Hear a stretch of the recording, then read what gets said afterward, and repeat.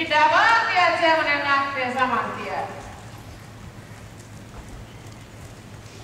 Sit tehdään ravivoltti, jos tarvii tänne päätyy. Ja lauskavoltti vähän isompi sinne C-päätyy. Hyvin Noora. Ja sit oikein hyvin Noora aina lyhennät vähän niinku ylikin kokoot sitä siellä ja sit normaali ravi. Vähän vaatimaton aina.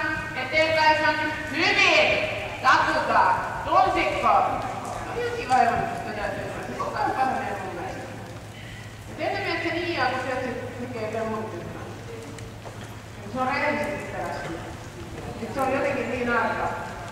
Aamulla kun mennä työttöä, kun olisi toinen aina vuodessa kiinni. Kun ei se ole puuttunut. Se on ihan vajoissa että katsokaa etäisyydet, siinä ei yliratsastusta. Täältä lönkitys kaikki sinne laukkaympyrään. Sitten täytyy vaan todeta, että vaskattaa meni tässä, että täällä on kaikki. Noin, pidät sen ihan suorana aina sit kun lähdet liikkeelle sieltä käysistä.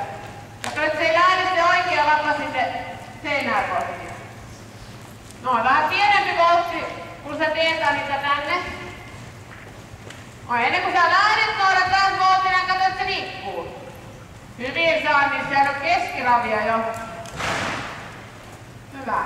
Ulko-ohja, sisäpohja. Ulos lyhyelle sivulle, suoristus, eteen ja kulmaan ja käännä.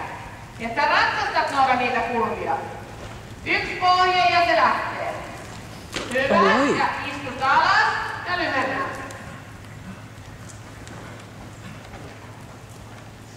Noin, nyt pitää ratsastaa tonne ympyrä ulos asti. Ja heti tiinoraviin.